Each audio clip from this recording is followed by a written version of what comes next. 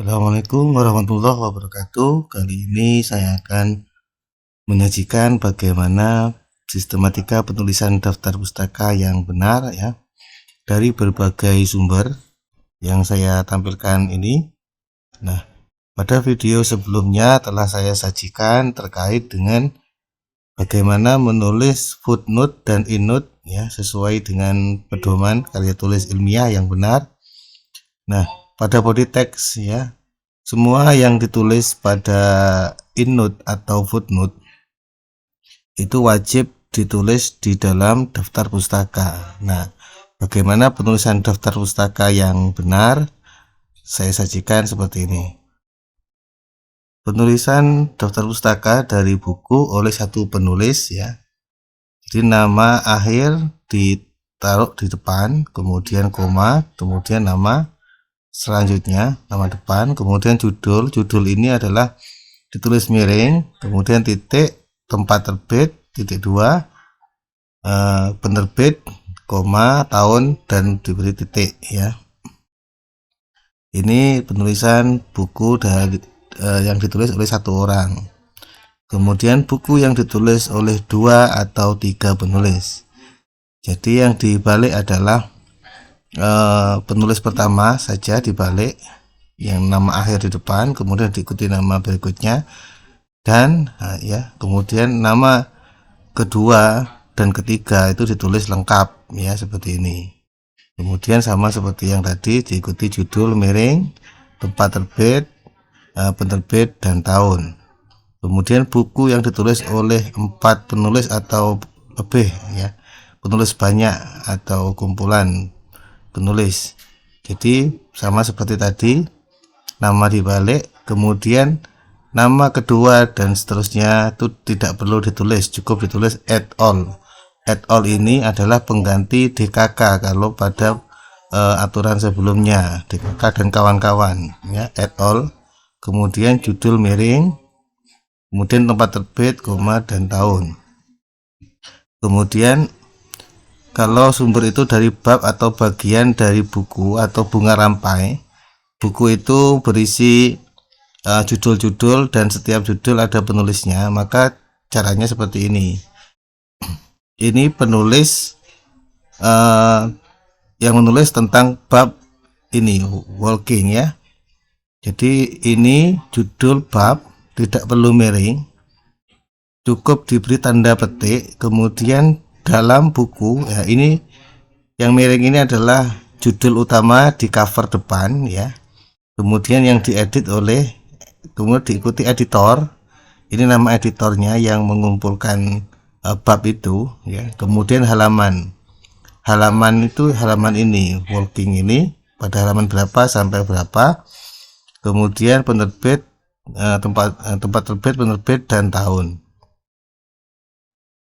Kemudian buku terjemahan ya, buku terjemahan itu ditulis nama penulis aslinya dibalik, kemudian judul bukunya, titik, kemudian diberi keterangan terjemahan oleh penerjemah buku ini.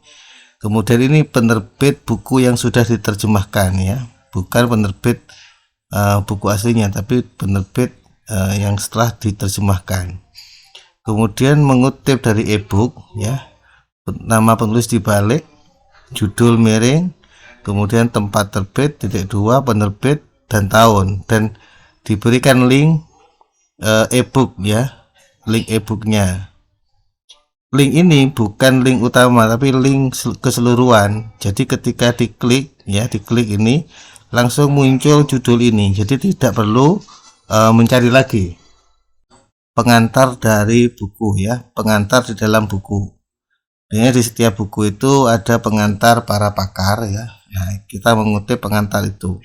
Jadi nama dibalik ini judul pengantarnya, judul pengantar. Kemudian halaman pengantar biasanya angka Romawi seperti ini. Kemudian editor atau penulis buku itu ya, diikuti dengan tempat terbit, penerbit, dan tahun. Kemudian mengutip dari artikel jurnal cetak ya. Jadi ini yang benar ya, sama ini atas dan bawah. Jadi nama, kalau ini 3 penulis ditulis semua. Kalau banyak penulis cukup ya nama depan kemudian add all. Kemudian yang harus dipahami adalah judul jurnal tidak perlu miring ya, tidak perlu miring. Cukup diberi tanda petik, kemudian nama jurnalnya baru miring ya. Nama jurnalnya miring, kemudian vol, kemudian nomor dan tahun. Jadi ini vol 11 nomor 1 tahun 2017, baru halamannya. Halaman jurnal itu ditulis mulai awal, mulai judul sampai akhir ya, di jurnal yang kita kutip itu. Dan kemudian ditulis DOI-nya ya, DOI-nya. Ini kalau jurnal online ditambahi DOI, karena setiap jurnal yang resmi itu mesti ada DOI-nya. Itu silahkan dibuka di websitenya, di website jurnalnya biasanya muncul itu DOI di bawah judul, itu di copy ke sini. Maka ketika DOI ini diklik langsung merujuk pada jurnal yang kita kutip ini. Kemudian artikel dalam proceeding ya, penulis dibalik, kemudian nama judul artikelnya diberi tanda kutip. Di dalam proceeding apa? Nah, proceedingnya ini yang miring ya, bukan judul artikelnya, tapi judul proceedingnya yang miring. Kemudian editor, nama editor, penerbit dan tahun, dan artikel yang diseminarkan. Ini biasanya kumpulan artikel, biasanya ada konferensi seperti itu yang diseminarkan. Jadi nama dibalik judul artikelnya ya. Biasanya kalau di bahasa Indonesia misalnya artikel yang dipresentasikan dalam acara apa, misalnya proceeding atau konferensi atau apa di situ. Nah, kemudian diikuti waktunya. Waktu ini dilengkapi dengan tanggal waktu presentasi itu. Kemudian artikel atau berita di surat kabar atau majalah ya. Ini biasanya majalah-majalah online atau surat kabar atau berita ya, koran online sama. Jadi nama penulis, judul beritanya atau judul artikelnya, kemudian ini nama korannya atau surat kabarnya, kemudian waktu penulisan artikel itu ya, kemudian linknya ini link lengkap ya. Ketika diklik muncul langsung judul ini. Jadi seperti itu. Kemudian ensiklopedia ya, penulis ensiklopedia ditulis dibalik. Kemudian kata yang kita kutip ya. Contoh saja di sini kata cover ya, kita beri tanda petik. Kemudian di dalam judul ensiklopedianya ya, kemudian diedit atau editor add all ini karena banyak editornya. Kemudian vol berapa kalau itu memang terdiri dari beberapa jilid ya, kemudian tempat terbit, penerbit dan tahun. Kemudian merujuk pada review buku. Jadi ini ada orang yang mereview buku kemudian dipublikasikan ya. Yang mereview ini ya, dibalik namanya, kemudian judul hasil reviewnya, kemudian mereview dari buku atau dari karya yang karya utama yang direview ya, ini judul bukunya, kemudian oleh penulis buku ini ya, yang dimuat pada apa di sini, misalnya ini New York Times ya, kemudian waktu mereview itu disertakan di sini. Kemudian dari karya ilmiah ya, tugas akhir baik skripsi, tesis maupun disertasi, cara menulisnya seperti ini: nama penulis atau nama peneliti, tanda petik, judul penelitiannya ya, tidak perlu miring karena cukup tanda petik ya. Kemudian berupa apa di sini, misalnya skripsi atau tesis atau disertasi, koma, kampusnya, nama kampusnya lengkap dengan tempatnya ya, koma, tahun. Kemudian mengutip dari website yang ada nama penulis dan tanggalnya. Jadi website ini yang lengkap ya, ada nama penulis dan tanggalnya. Di depan ya nama penulisnya atau lembaga yang menulis misalnya seperti itu, kemudian judul artikelnya, kemudian diakses pada tanggal berapa. Nah, ini adalah ketika kita mengakses, dicantumkan di sini, kemudian titik link artikelnya atau link website yang lengkap dengan judulnya ya, yang lengkap. Kemudian ada juga website yang tidak ada nama penulisnya namun ada tanggalnya.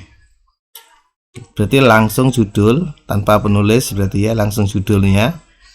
Kemudian dari website apa yang menerbitkan itu, kemudian tanggal kita mengakses, kemudian link artikelnya. Kemudian website yang tidak ada nama penulis dan tidak ada tanggalnya. Jadi langsung judul ya, kemudian nama websitenya, diakses pada tanggal berapa, bulan, tahun, kemudian link artikel tersebut ya. Ini tanggal akses ya, bukan tanggal pembuatan. Kemudian dari blog ya, dari blog ini berarti selain website atau berita tadi, biasanya diakhiri dengan kata dengan ciri khas blogspot, WordPress dan lain-lain.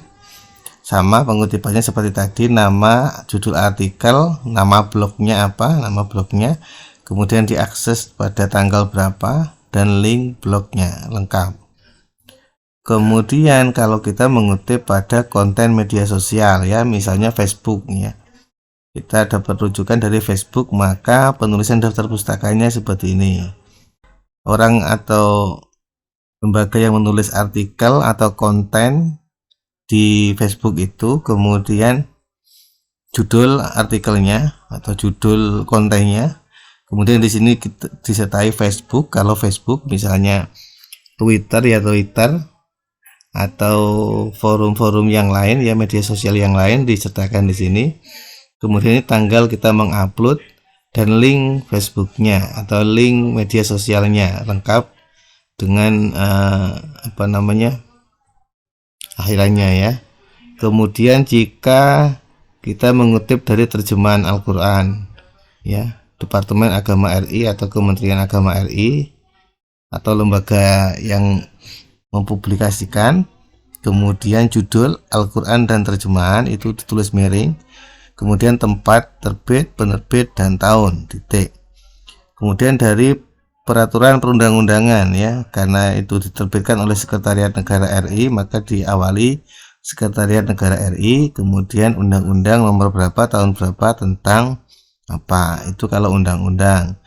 Kalau peraturan pemerintah juga sama, kemudian kalau permen, peraturan menteri, maka di depannya kementeriannya, kemudian peraturan menteri nomor berapa tentang apa, dan seterusnya.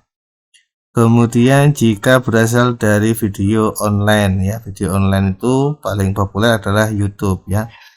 Kita mengutip YouTube misalnya, referensinya atau daftar pustakanya, penulis yang buat YouTube itu siapa, ditulis dibalik ya, kemudian judul videonya. Nah ya, kemudian nama YouTube-nya, kemudian kita mengakses pada tanggal berapa dan tahun, kemudian video pada menit keberapa ya yang kita kutip ya, mulai menit keberapa lebih baik dilengkapi menit keempat sampai kesekian misalnya, itu juga lebih baik. Kemudian link YouTube-nya ditaruh di paling akhir. Kemudian jika berupa film ya, ini berarti judul filmnya langsung miring, kemudian dibuat ya oleh siapa film itu ya, kemudian pembuatnya, tahun, berupa apa ya, berupa ini pembuatan filmnya, dan ini adalah kita mengutipnya ya, berupa DVD atau apa. Nah, catatan untuk khusus wawancara, observasi dan dokumentasi, meskipun dimunculkan pada footnote ya atau endnote, itu tidak perlu disajikan, dicantumkan di daftar pustaka, karena wawancara, observasi dan dokumentasi itu cukup dicantumkan pada daftar informan atau agenda atau jurnal penelitian. Di situ cukup dikasih keterangan, bukan dimasukkan di daftar pustaka ya. Mungkin itu saja dari saya terkait dengan penulisan daftar pustaka yang benar. Semoga bermanfaat. Assalamualaikum warahmatullahi wabarakatuh. Terima kasih sudah menonton videonya. Jangan lupa like, komen, dan subscribe. Terima kasih.